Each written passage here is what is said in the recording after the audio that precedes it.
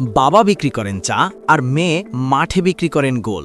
ঠাকুরগাঁওয়ের রানী সংকুল থেকে উঠে আসা এই মেয়েটি এখন দক্ষিণ এশিয়ার ডিফেন্ডারদের রাতের ঘুম হারাম করে দিয়েছেন। নাম তার মোসাম্বট সাগরিকা, যাকে বলা হচ্ছে বাংলাদেশ ফুটবলের পরবর্তী সুপারস্টার। মনে আছে ২০২৪ সালের অনূর্ধ্ব ১৯ সাফের সেই ফাইনাল?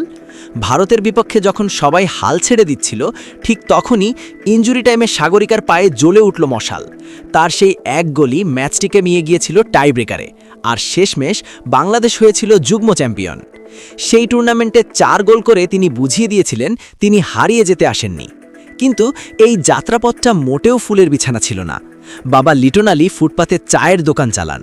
অভাবের সংসারে দুমুঠো ভাত জোগাড় করাই যেখানে কষ্টকর, সেখানে ফুটবল খেলা ছিল বিলাসিতা। বুট কেনার টাকা ছিল না, জার্সি ছিল না, কিন্তু সাগরিকার জেদ ছিল আকাশ ছোঁয়া। বাবার ঘামে ভেজা টাকা আর মায়ের দোয়ায় ভর করে তিনি আজ লাল সবুজের জার্সিতে। সাগরিকার সবচেয়ে বড় গুণ হল তার ক্ষিপ্রগতি। বল পায়ে পেলে তিনি যেন চিতাবাঘ। সিনিয়র দলে ডাক পাওয়ার পর সাবিনা কৃষ্ণাদের পাশে নিজেকে মানিয়ে নিয়েছেন দারুণভাবে। ফুটবল বোদ্ধারা বলছেন আগামী ১০ বছর বাংলাদেশের আক্রমণ ভাগ সামলাবেন এই সাগরিকাই। দারিদ্র্যকে জয় করে সাগরিকা আজ দেশের গর্ব।